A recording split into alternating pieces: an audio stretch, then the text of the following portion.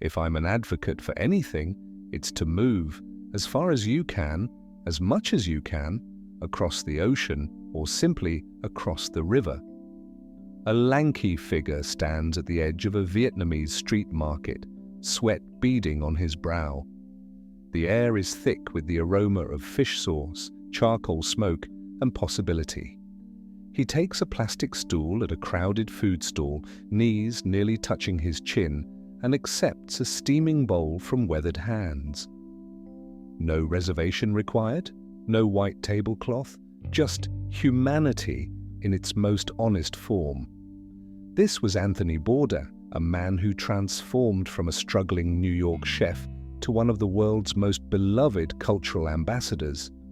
Born in 1956, Tony's path was anything but predictable.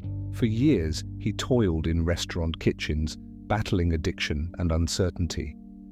At 43, when most people settle into career stability, he took a risk that would change everything, writing a brutally honest book about the restaurant industry that became Kitchen Confidential.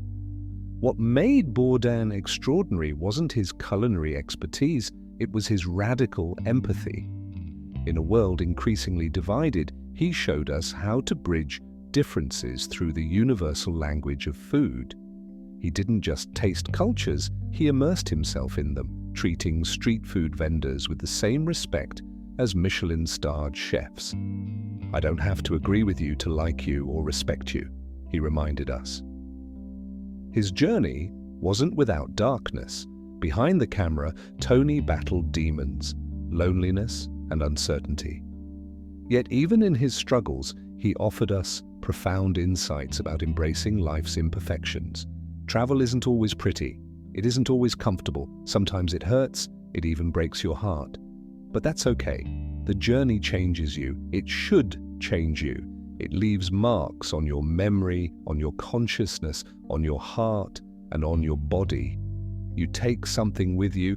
Hopefully, you leave something good behind.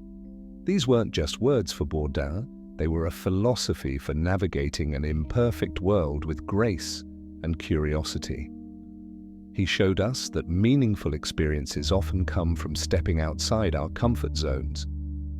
It seems that the more places I see and experience, the bigger I realize the world to be, he reflected. The more I realize how relatively little I know of it, how many places I have still to go. This humility, this willingness to remain a student of the world rather than its expert, may be his greatest lesson. On June 8, 2018, the world lost Anthony Bourdain. The news was devastating precisely because he had shown us how to live so fully. His wisdom lives on in his words. Eat at a local restaurant tonight, get the cream sauce, have a cold pint at 4 o'clock in a mostly empty bar, go somewhere you've never been, listen to someone you think may have nothing in common with you, order the steak rare, eat an oyster, have a Negroni, have two. Be open to a world where you may not understand or agree with the person next to you, but have a drink with them anyways. Eat slowly, tip your server, check in on your friends, check in on yourself, enjoy the ride. This wasn't just advice about food, it was a blueprint for living authentically in an often inauthentic world.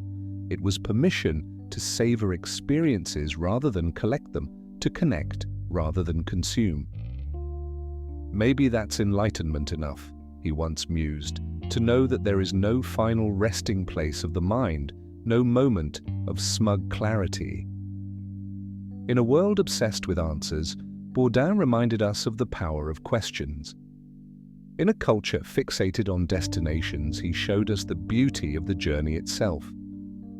The table is set. The world awaits. Pull up a chair and enjoy the ride.